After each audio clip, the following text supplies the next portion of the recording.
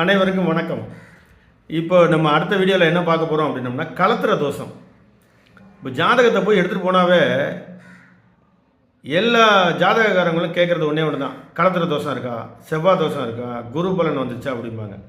கலத்திர தோஷம்னா ஒன்றும் இல்லைங்க. கலத்திரக்கார கிரகங்கள் செவ்வாய் இல்லைன்னா சுக்கிரன், 2 கிரகமும் 7ஆம் இடத்துல இருந்துச்சு அப்படின்னா கலத்திர தோஷம். இந்த செவ்வாயோட ராகு கேது சேர்ந்து சனியோடு சேர்ந்து 7ஆம் இடத்துல இருந்துச்சுன்னா கடுமையான தோஷம்.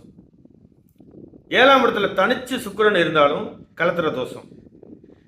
7ஆம் அதிபதி 6, 8, 12 இருந்தாலும் கலத்திர தோஷம். 7ஆம் இடத்துல சுக்கிரன் நீசமாக இருக்கு அப்படின்னா ஒரு லக்கணத்துக்கு தான் வரும். அது மீன லக்கணத்துக்கு 7ஆம் இடத்துல சுக்கிரன் நீசமாக இருந்துச்சு அப்படின்னா அது கலத்திர தோஷம்.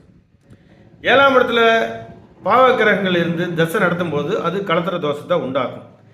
இந்த கலத்திர தோஷம் அப்படின்னா என்னங்க? ஒன்றும் இல்லை, திருமண வாழ்க்கையில் கொஞ்சம் தாமதமாக திருமணம் பண்ண வைக்கும். திருமண வாழ்க்கையில் கொஞ்சம் சந்தோஷம் இருக்காது.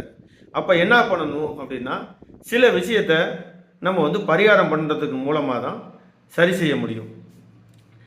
காலதாமதமான திருமணம் நடக்கும், தாமதமாக பார்த்திங்க அப்படின்னா குழந்தை பிறக்கும்.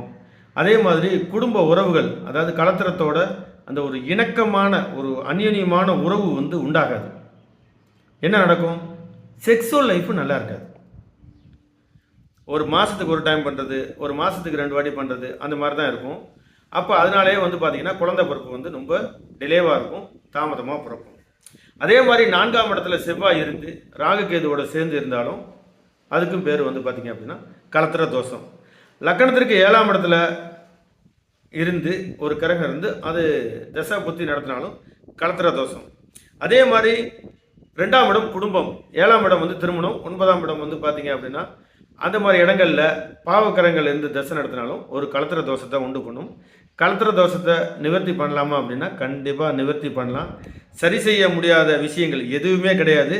நிச்சயமாக சரி செய்து கொள்ளலாம். நன்றி, வணக்கம், வாழ்க வளமுடன்.